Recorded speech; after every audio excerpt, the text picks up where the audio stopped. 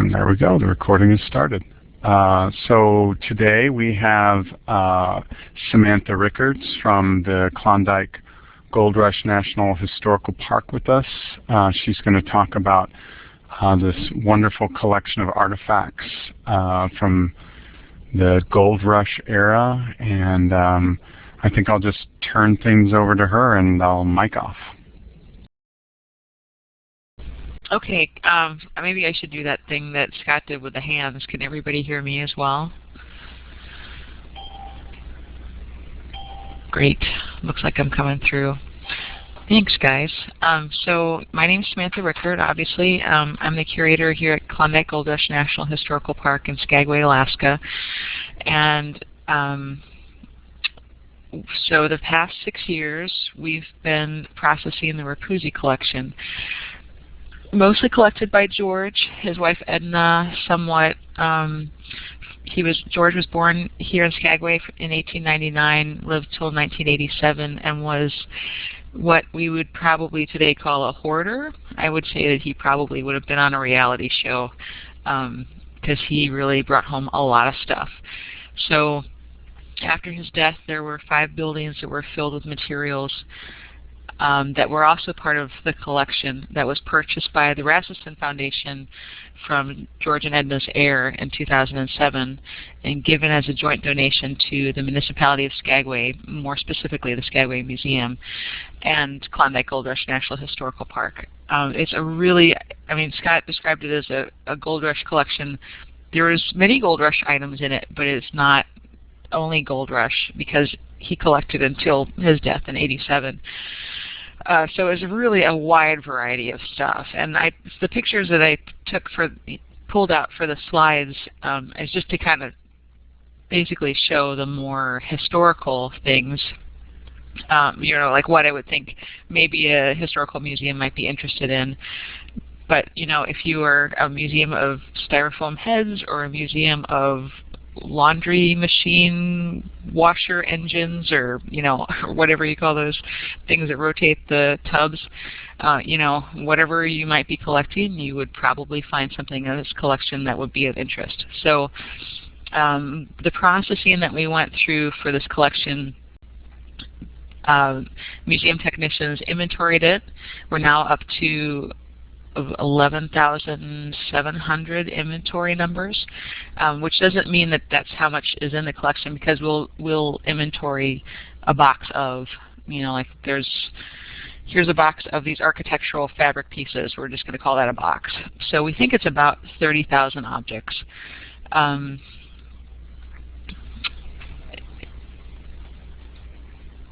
after it's inventoried, then the curator for Klondike, which was Debbie Sanders for the first 4 years. I came into the park about 2 years ago, and the Skagway Museum curator, who probably all of you know, Judy Munns. We look at each piece together and make a decision. Is it going to go to the Skagway Museum? Is it going to go to the park? Is it an available? And the C is available, so that we're coping with right now. And as the slide says, it's about a third of the items. So it's at least 4,000 inventory numbers, which maybe would be, 10,000 items. It's a pretty massive amount of stuff. So the first thing that we want to do before we go to full disposition is this is part of the disposition, is we're offering it to other museums. So I took that on as our part of the partnership because Judy doesn't have very much staff in the winter, and also we can't participate in any kind of sale or auction as the Park Service. We're really limited on what we can do when we dispose of items. And even though these things aren't technically in the museum collection, we are really trying to treat them as much as we can as museum objects. So let me flip to another slide here. So that's what we're doing right now, is we're trying to get the word out to museums, specifically Alaska museums and also Alaskan parks. And the types of objects that we're talking about there's a pretty good chunk of what I would call social and cultural artifacts, like household goods, furniture, toiletries, personal stuff, clothes, rugs, paintings, house kind of stuff. Also mercantile things. There's some very cool postcard racks from an early drugstore here in town. But he was also a machinist, and so there's a lot of mechanical items. There's automotive stuff, mostly starting from the 20s into the 60s. Part of the collection was inherited from Martin Itchen, whom some of you may have heard of, who was a Skagway entrepreneur and tourism promoter and kind of wacky guy. He was also a Ford dealer, so we have a lot of early Ford stuff. We have, and I would say actually, I guess probably a little bit before the 1920s, but the 1920s is when Martin Itchen had his auto dealership. So there's Model T, mostly Model A parts, because I think Model T is kind of more turn of the century, but there's tires, engine parts, anything you can imagine. And there's also things from like the 50s, Chevy parts. So if anybody has automotive friends, that might be something. Or, we've kind of been in contact with a couple of transportation museums in this area, but not as many takers as we would have hoped. Because if somebody's into restoring a car, they're going to find a gold mine here. Mechanical, there's a lot of train stuff. I mean, pretty much anything that White Pass is getting rid of that George could take away, he would bring home. And so some of what we received from the collection was some belt-driven machinery, which is really beautiful. But there's also just such an overwhelming amount of hand tools. There are train parts. We're still kind of in the process of inventorying and identifying those. We did have the Hammer Museum come and take a look at some things, and there were some, what was really fun was that Dave was really excited about the jackhammers in the collection, so hopefully a couple of those will go to the Hammer Museum. But there's really a lot to go around there. There are some mining, and that's kind of what we thought might be the most appropriate for some of the other Alaska museums because mining has been so prevalent here. Definitely lots of pickaxes, gold pans, all that kind of stuff. And then marine, of course, because we're right on the water, so many outboard engines, old and new, or kind of new, and some very cool wooden boat pieces that don't really fit into either of our scope, but there's plenty to go around there too. Thanks, Scott, for pointing out that Dave is the director of the Hammer Museum. Okay, so here's just some slides to give you a kind of an idea of, this is sort of the stuff that I think is a little better. These wicker bottles, we really have a lot of them, so there's plenty to go around if anybody's looking for a display piece there. There are some chests. We did have a lot of chests come up here through the Gold Rush, so we have some Gold Rush era chests. Some of them are not in great shape. Most of the ones that we did not select are a little, pretty dinged up. This was probably one of the better ones right here. We have many, many chairs and parts of chairs, and we've pulled in a chunk of them into our collection because we were able to date them the turn of the century, but there are so many more than we can take. We just took sort of a sample of different varieties, but if you are interested in furniture, man, there's a lot of chairs. And then here's a dresser that probably if somebody were going to take it into their house, they would want to give it a lot of love. I don't know. In terms of coming into a museum, you'd want to work with a conservator on trying to get that stabilized. But it is a really nice piece. And then, here's sort of a conglomeration of our smaller stuff, all kinds of dishes, pretty much a whole century's worth of different dishes. We've taken samples into our collection. The Skagway Museum's taken samples into their collection. There's still a lot left over. Many kinds of bottles, many kinds of silverware, lots of different tubs and coal hods and things like that. We have a nice selection of typewriters that are available. Both the Skagway Museum and the park have taken some really nice ones, and there's still plenty to go around. A very cool one that I don't have the picture of it here, but I think it was used for a newspaper. It's got a super wide carriage. It's really pretty neat. And then a lot of architectural fabric. We've taken a lot of samples in because we have a lot of historic buildings, and Judy's taken some samples too, but man, I'm telling you, there's really, I don't know, like he must have enough to have a whole building, and then a lot more. He really was into the porcelain knobs. And just an array here of different hand tools and things like that. Oh, I see a question about the automobile Automotive Museum in Fairbanks. We have talked to them, but the thing is that we are trying to offer this to nonprofit museums first. Fountainhead is a for-profit museum, so they would, they're kind of second priority. But they do know that we have this massive material that's going to come up available at some point. Thanks for pointing that out. Here's some more. We have many, many windows. Here's some more architectural fabric. So what you're seeing here, this is one of our storage units, and the process that we went through this winter, and the reason why we have pictures of so many of these items, is that we were using a building, the Alaskan, as sort of our processing station and also as a storage facility. And as it came to be more and more filled with available items, the park, as the park is kind of having some budget issues,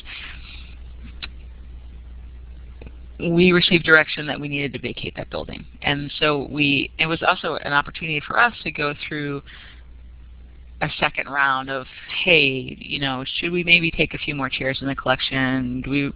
Is this the best coal hog that we have? Things like that. So we moved it all into the storage units on the edge of town and kind of processed through it all, and also took pictures of a lot of stuff, which is the pictures that you saw a selection of there. So what that means now when we're trying to get this available to people is that we have these discs of images of the stuff, which is what Jerry was mentioning. I just sent her a package last week. So it's about 3 gigabytes worth of photos, plus we have a PDF inventory, and then I also have some pictures of, like, this is one of the storage units that's just filled with automotive parts. So we're not going to individually photograph every one of those. We just don't have the time and resources to do that. But I can at least, take images of them in place and kind of make that available. So if somebody was really into cars, they were like, oh, hey, I recognize that transmission, that would go to my 45 Ford or whatever. So at least we kind of have some documentation there. So that packet is available. If you are interested in it, just give me a shout. I'm totally happy to send it out. And I really am trying to at least, it is possible that as we put all this stuff out there, nobody's going to be interested in it. Like, yeah, you picked it over. We took all the good stuff. Really what's left is junk. But if we don't make that step of trying to, keep it in the public trust, I think that we will have missed, just a really important part of processing the project. So, just to kind of vet it out with you guys and just make sure, like, is there anything that's getting missed here? Is there a home for anything here that could stay in the public trust rather than being auctioned off? So anyway, here's the automotive parts. It's a little bit there, and some tires. That what you see here with the wrapping around those, that's the original wrapping. Those were brand new tires. Those are probably from Martin Itchen's Ford dealership. And we'll take 1 or 2, but we don't really need all of them. So here's some more wonderful automotive parts and our wide selection of radiators and some other things I don't know the name of. And okay, here's another storage unit that we have that we've segregated to be mostly the large mechanical, some other large objects. There's some Gold Rush era objects in there, like you can see that barrel about the middle of the picture. We dated that to the Gold Rush. It's got a patent on it. We have one. I think the city has one, so this one's an extra. These hand trucks that we have in the front here, those are, we have about 6 more of them in the unit. I think we've got, we took, okay, some of them have square feet, some of them had round feet. We we in Skagway Museum have each taken a couple, and yet there's still a bunch left over. And those are dated to 1898. I think those have a patent date on them. So that's 202. We're still kind of inventorying this stuff in 202. It's kind of our last bit. So not all of this has been vetted by myself and Judy, but I'm just kind of trying to get it out there. And that way we know if somebody sees something, they're like, yeah, you know what, I really have this great collection of porcelain sinks. I really want to add that to my collection. We can kind of get it out there. So that's just a little bit more 202. Now, we also had some larger artifacts that were stored outside on the yard, those were on the Alaskan property that we're vacating. So those have all gotten moved indoors, and that was just a few weeks ago. The city bought a unit to put them in for temporary storage. This is a compressor for Ingersoll Rand. I think it dates about to 1920s. It was probably used on a Dyea Road. It's a little late for us, and the city is not interested in it. So that one, we offered that to the Yukon Transportation Museum and the Museum of Alaska Transportation Industry, and neither of those institutions were able to take it. So I think it's really pretty cool, but it could use some love. This one, and I think you can see one over to the left, these are two compressors that were used on the Alaska Road Commission, so probably part of building the Alaska Highway. They're a little late for our scope. And, you know, of course, they're pretty large. So that's kind of the slides I have for you. You guys have any more questions?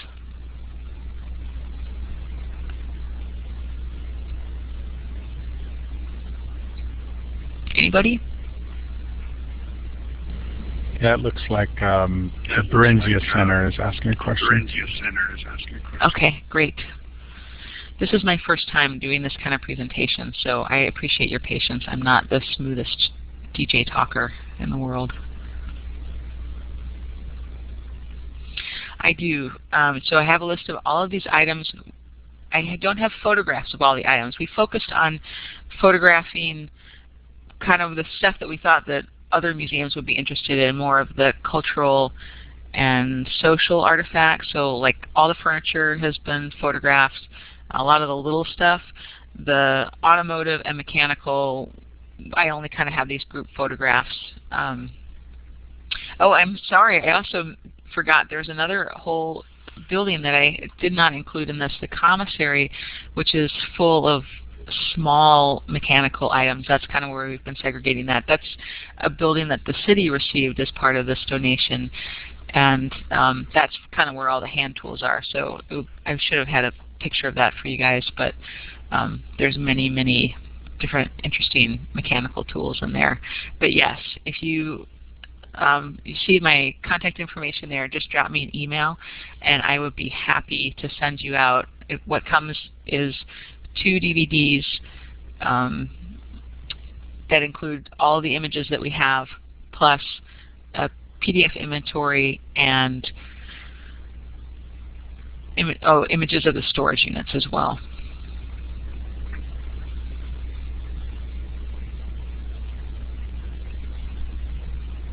Any other questions for people?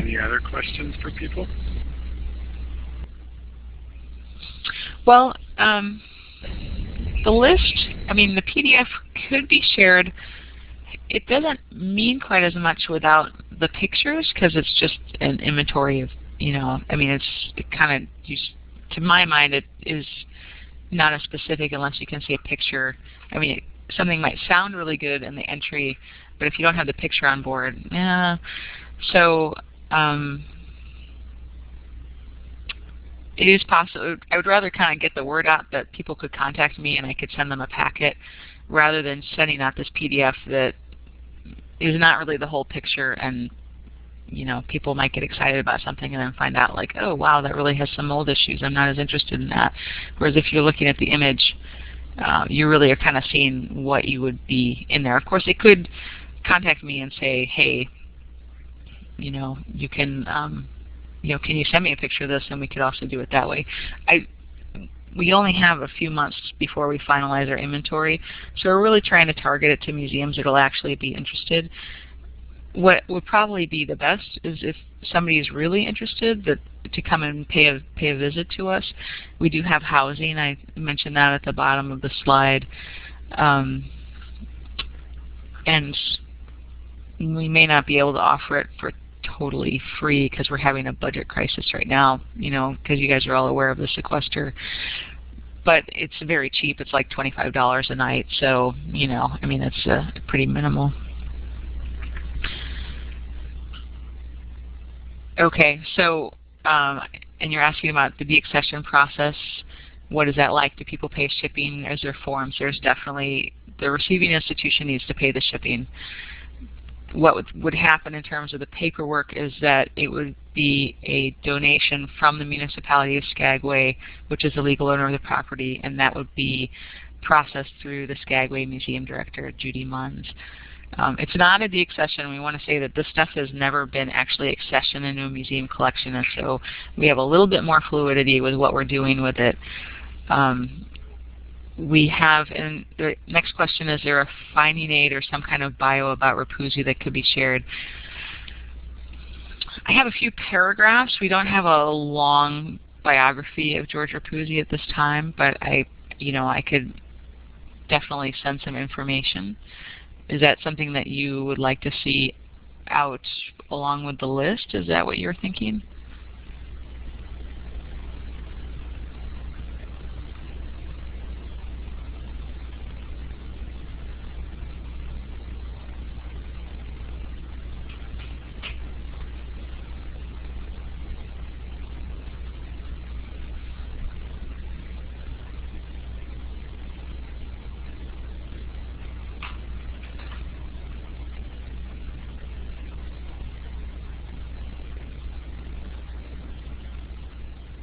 Yeah, we'll definitely take that under consideration for sure and try to get that out there.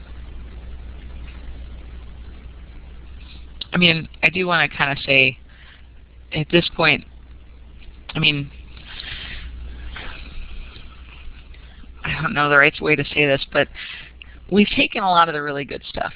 So it's not like it's this amazing collection of stuff that we really need to find. It's like we want to put some effort out to see if interested museums, specifically museums, are interested in this stuff, but it may not be worth a crazy amount of outreach to find this home for this amazing collection of stuff, because a lot of this stuff there's a reason that we haven't taken it.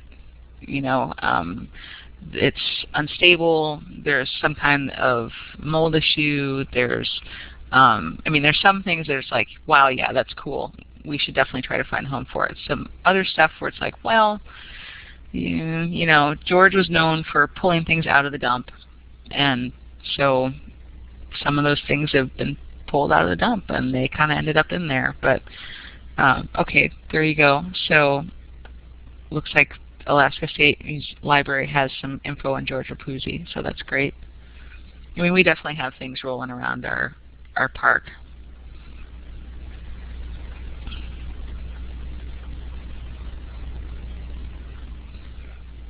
Dorinda is saying that historical societies might be interested too. The historical societies, are they actual repositories, or they just tend to be more, I don't really know what the historical societies are like in Alaska. Are they running museums, or are they, okay, good to know, thanks Scott. Some of them do run museums.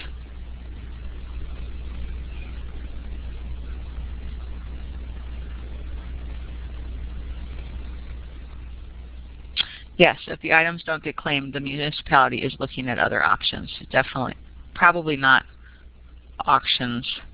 What we're probably going to do is sort of like, so the first part of the memorandum of agreement in terms of disposition was we need to offer it to other museums first. The second part is there was a desire to keep it kind of local. So we would probably just basically have, a rummage sale and see how much Skagway residents are willing to keep here. There was a thing that happened with the Pullen House collection where it got shipped off to Seattle and sold at auction and basically dismantled, which people in Skagway are still really bitter about, and this is like decades ago. So there's a strong feeling in the community that they want to keep Skagway stuff in Skagway. So we actually had to push kind of hard to say, well, we want to offer the stuff to other museums first. So, we do want to make sure that, if we think something's like, wow, this is a really great artifact, we can, yes, right, thanks, Scott. Yes, keep Skagway trash in Skagway is kind of the idea of it. And there really is a lot of wagon wheels and fences made out of doors, and all kinds of found objects, treasures that are around our town, and we are kind of into it. It is true.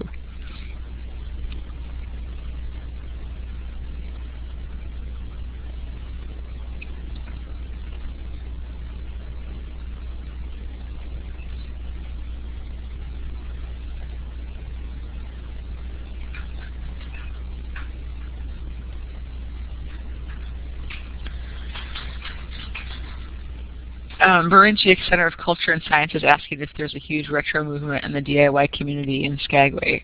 Those are words that I've never really thought of as Skagway. I just thought that was like living in Alaska, that we had a lot of junk around. But I'm going to hand this back to Scott. I definitely, if you have any more questions, get in touch with me. I am very available, and phone call or email is right there. I would be happy to hear from anybody and send out packets and get them kind of showing.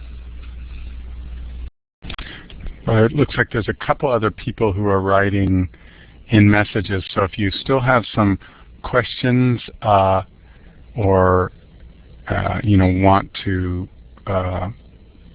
chat about anything, I mean, we can chat about more about this, or if you had other museum-related topics or questions that you wanted to get out there, feel free. I see a couple people's little message light is up, so we'll wait to see those messages come through.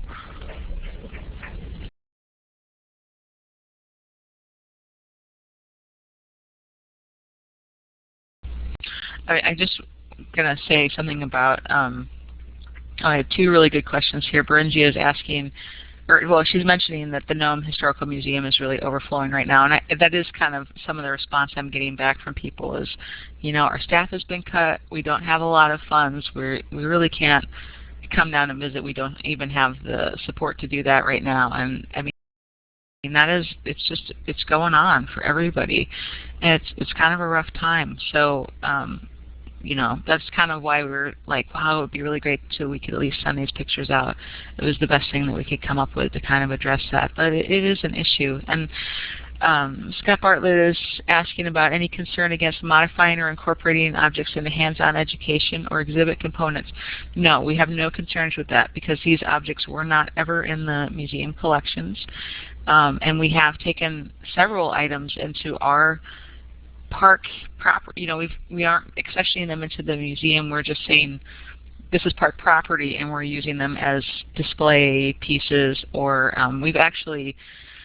there were a couple of these large wagon wheels that were out in that open yard area, and we put them in the first bloom, and maintenance built a nice little bench around them. So we're open to suggestions. We are not. This stuff is like, it's really at a place where it'd be great if some things went in museum collections, and there are some things that really are, probably museum worthy. There are some objects that, they may not be museum worthy, but they might be useful. Somebody might be able to find something out of them. An education or exhibit component would be great. We've got a lot of pickaxes and gold pans that would be just fine for somebody to do a display on, or some kind of hands-on demonstration of gold panning, or I don't know, pickaxing. If that was what they wanted to do, we'd be totally okay with that. And then there's some stuff, that if it goes back into household service, that'd be great. And there's some stuff that honestly probably will just go to the dump because it is pretty trashy. It came from the dump, it'll probably go back into the dump. But we are not, we're just, it would be totally fine if you wanted to use it for education program, absolutely.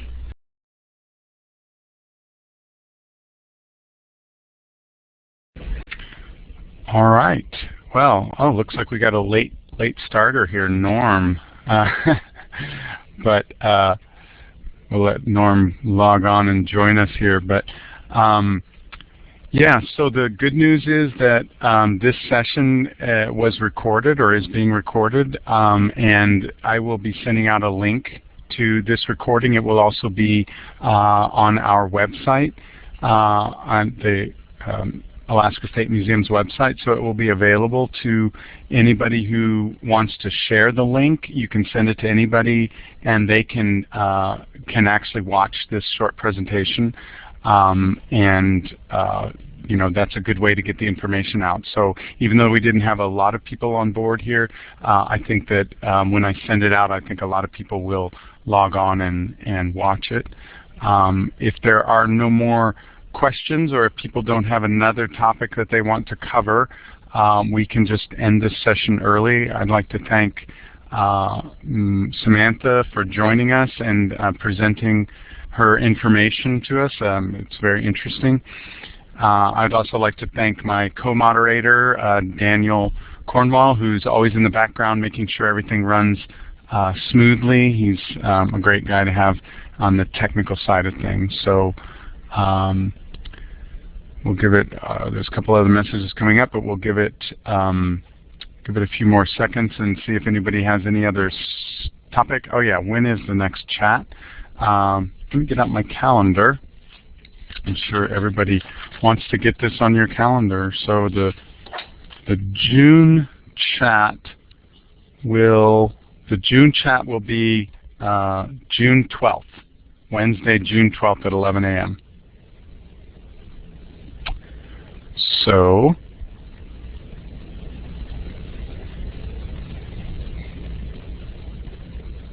all right.